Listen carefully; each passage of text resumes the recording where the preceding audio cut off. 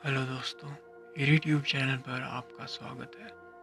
आज मैं आपके लिए लेकर आया हूँ एक और रियल हॉरर स्टोरी। ये स्टोरी मैंने एक वेबसाइट से ली है। ये स्टोरी तिरुपुरेशी वशिष्ठा जी ने पोस्ट की थी, तो ये स्टोरी मैं आपको उन्हीं के पॉइंट ऑफ व्यू से बताऊँगा। तो चलिए शुरू करते हैं आज की कहानी। ये घटना मेरे साथ तब घटी थी जब मैं 4th स्टैंडर्ड में थी। मेरे घर के पीछे बहुत घना जंगल था और मेरे घर वाले हमेशा ही मुझे और मेरे दोस्तों को वहाँ जाने से मना करते थे। अब बच्चों को जो भी चीज़ करने के लिए मना किया जाए, वो अक्सर वही चीज़ ज़्यादा करते हैं। तो एक शाम को हम सब दोस्तों ने मिलकर उस जंगल में जाने का सोचा और सोचा कि इस बारे में कोई भी अपने घर वालों से कुछ नहीं कहेगा और हम बस जाएंगे और थोड़ा घूम कर वापस आ जाएंगे। तो हम सब उस जंगल में चले गए। हमें इतना तो पता था कि उस जंगल में भेड़िए हैं, पर उस टाइम हम बच्चे थे और हमें ऐसा लगता था कि हम सुपर हीरोज़ हैं और हमारे पास सुपर पावर्स हैं। अब थोड़ा अंधेरा भी होने लग गया था, पर हम तब भी वहीं खड़े रहे। वो सब हमारे लिए किसी एडवेंचर से कम नहीं था। पर थोड़ी देर बाद ही मुझे बिल्कुल अजीब सा लगने लगा। मुझे ऐसा लग रहा था कि हमारे साथ कुछ गलत होने वाला है।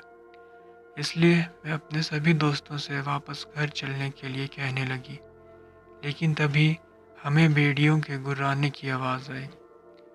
ये सुनकर हम सब इतने ज़्यादा डर गए कि हम हिल भी नहीं पा रहे थे।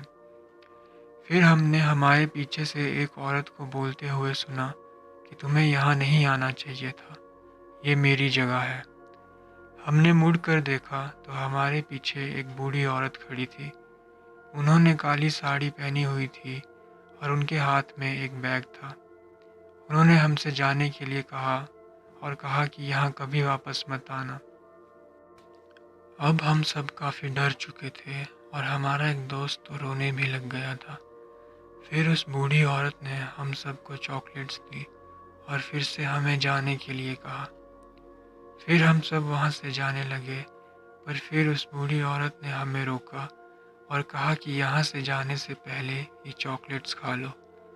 तो हम सब काफ़ी डरे हुए थे और हमें बस जल्दी से घर जाना था, तो हमने उनकी बात मान ली और वो चॉकलेट्स खा ली। फिर जैसे ही हमने वो चॉकलेट्स खा ली, तो उस बूढ़ी औरत ने हमसे कहा कि आज रात को सोना मत। फिर मेरे एक दोस्त ने डरते हुए उस बूढ़ी औरत से पूछा कि क्यों। फिर वो बूढ़ी औरत बहुत ही डरावने तरीके से हंसने लगी और उसने हमसे कहा कि अगर आज रात तुम सोए, तो जो भी तुम्हारा सबसे बड़ा डर है वो सच हो जाएगा। और ये सुनने के बाद हम वहाँ से भाग गए। उसके बाद हम सब अपने अपने घर चले गए और उस औरत के बारे में भूल गए। मैं भी उस रात घर जाकर खाना खाकर सो गई, क्योंकि अगले दिन मेरा टेस्ट था। उस रात मैंने सपने में देखा कि मैं अपने मम्मी पापा से दूर जा रही हूँ और मुझे ऐसा लग रहा था कि मैं कभी वापस नहीं आ पाऊँगी। मैंने अपनी मम्मी को रोते हुए देखा और मेरे पापा को देखकर भी ऐसा लग रहा था कि वो रोने वाले हैं। मेरी मम्मी ने हरा सूट पहना हुआ था और लाल दुपट्टा लिया हुआ था और मेरे पापा ने ट्रैक सूट पहना हुआ था। फिर मैंने देखा कि मैं कार की बैक सीट में बैठी हुई हूँ और अपने घर वालों को आखिरी बार बाय करने के लिए पीछे मुड़ती हूँ और मेरे घर वालों की जगह मुझे वही बूढ़ी औरत दिखी और मेरी तरफ देखकर वैसे ही हंस रही थी और मुझे बाय कर रही थी। और 3 महीने बाद मेरा ये सपना सच हो गया। मेरे मम्मी पापा ने मुझे आगे की पढ़ाई के लिए मेरे दादा दादी के पास छोड़ने की सोची। और जिस दिन मैं अपने घर से दादा दादी के घर जा रही थी, उस दिन मेरी मम्मी ने हरा सूट पहना था और लाल दुपट्टा लिया था और मेरे पापा ने भी वैसा ही ट्रैक सूट पहना था जैसा मैंने सपने में देखा था।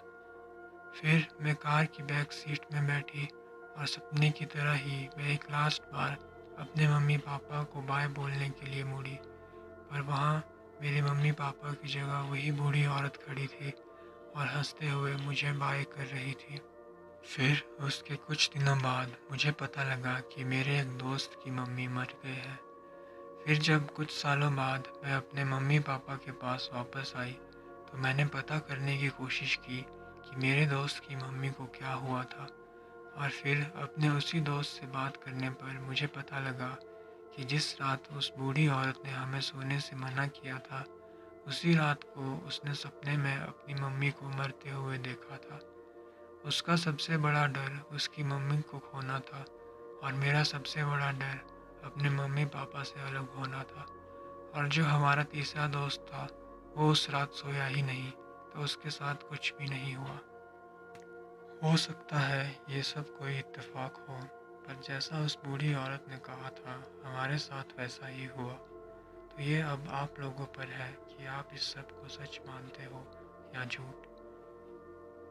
तो दोस्तों, आज की कहानी यहीं पर ख़त्म होती है। धन्यवाद।